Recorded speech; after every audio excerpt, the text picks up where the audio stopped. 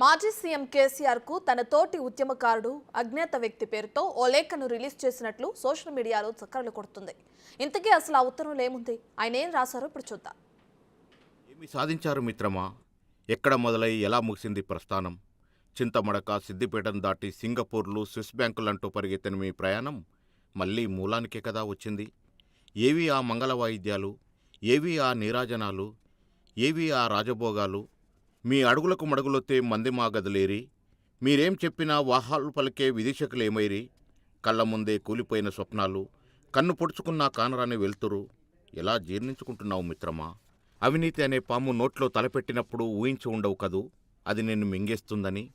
అంతులేని ప్రజల ప్రేమాభిమానాల కంటే అత్యంత విషపూరితమైన కట్లపాములాంటి నోట్ల కట్టలపైకి నీకు మనసెలా పోయింది మిత్రమా?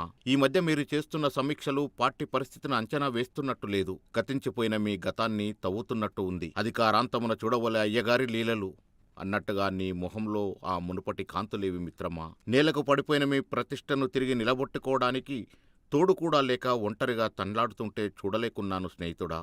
అధికారం పోయి 100 రోజులు కాకముందే ఇన్నాళ్ళు మీ చుట్టూ చేరిన భజన బృందం, మీతో లాభపడిన హితులు, సన్నిహితులు ఒక్కొక్కరు జారుకుంటున్నారని తెలిసినప్పుడు నాకే ఎంతో వేదన కలిగింది.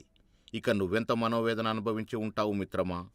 ఇప్పుడేరి ఆ హితులు, స్నేహితులు? కొందరప్పుడే మీరు తాత్కాలికంగా తమ పేరున పెట్టిన ఆస్తిపాస్తులను తిరిగి ఇవ్వటానికి మనసొప్పక వాటిని చక్కదిద్దుకునే పనిలో పడటం, మరికొందరు వారు ఇరుక్కోలేక మిమ్మల్ని ఇరికించి తప్పించుకోవాలని యోచించడం, ఇది కదా అసలైన జీవిత సత్యం. అధికారంలో ఉండి కూడబెట్టిన 1000 ఎకరాల భూముల కన్నా స్వగ్రామంలో మీ స్వార్జితం 8 ఎకరాలే ఎంతో విలువగా తోయటం లేదా? ఇప్పుడు ఉద్యమం చేస్తున్నప్పుడు ఇక్కడ నేను, నా ముసల్ది మాత్రమే ఉన్నాము, నా 2 పిల్లలు అమెరికాలో సెటిల్ అయ్యారు, నాకే స్వార్థం లేదు, నాకే పదవులు వద్దు, నేను తెలంగాణకు కాపలా కుక్కలా ఉంటాను అని ప్రమాణం చేస్తే అమాయకులైన తెలంగాణ జనం నమ్మి నాయకుని చేశారు.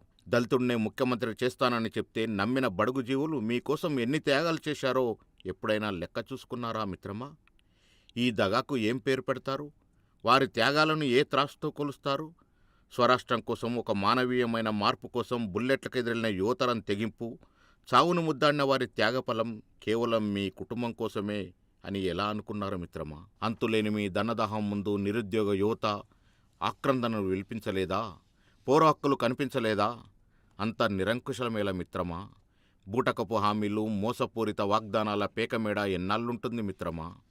ఎప్పుడైనా కూలిపోవాల్సిందే కదా. పులిరాజాగా ఉద్యమంలో ముందుకు పోతూ మీ పంజా కింద నలిపేసిన లేళ్ళు, దుప్పిళ్ళు, కుందెళ్ల మాటేమిటి మిత్రమా? మీరిప్పుడు కట్టుకున్న బంగళాలు, పోగేసుకున్న సంపద ఏదీ మీ ప్రతిష్టను తిరిగి తీసుకురాలేదు కదా. మీకు ప్రజల గుండెల్లో విశాలమైన గూడు ఉండగా ఇరుకైన పాలరాతి మెడలెందుకు మిత్రమా? ప్రజల మనసుల్లో కొలువై ఉండే మహాభాగ్యాన్ని వదులుకొని భోగభాగ్యాల వెంట పరుగులెందుకు? జనం ఆదరణ కోల్పోయి సంపాదించేవి రత్నాలైనా రాళ్లతో సమానమే కదా. ఎత్తులు వేయడంలో, వ్యూహాలు రచించడంలో కనుచూపు మేర మీకు సరిజోడైన నాయకుడున్నాడా? ఆ రాజనీతిజ్ఞత, దార్శనికత ప్రజల సౌభాగ్యం కోసం వాడితే తరతరాలు వాళ్ళ గుండెల్లో ఉండిపోయేవాళ్ళు కదా.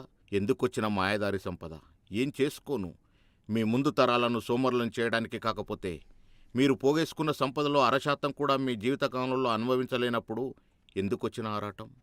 ఆ సంపద పోగేసుకునే క్రమంలో మీ ప్రతి నాయకుణ్ణి మీరే సృష్టించుకోవడం, మీ ఓటమికి మీరే ఇటుకలు పేర్చుకోవడమే కదా వైచిత్రి అంటే. సైజు పెద్దది అయినా అంగీలా అలవాటు లేని అపోజిషన్లో మీరు అవస్థలు పడుతుంటే ఆనందపడేవారే గాని అయ్యో అనేవాళ్ళు లేకపోవడం ఎంత దుర్భరం మిత్రమా?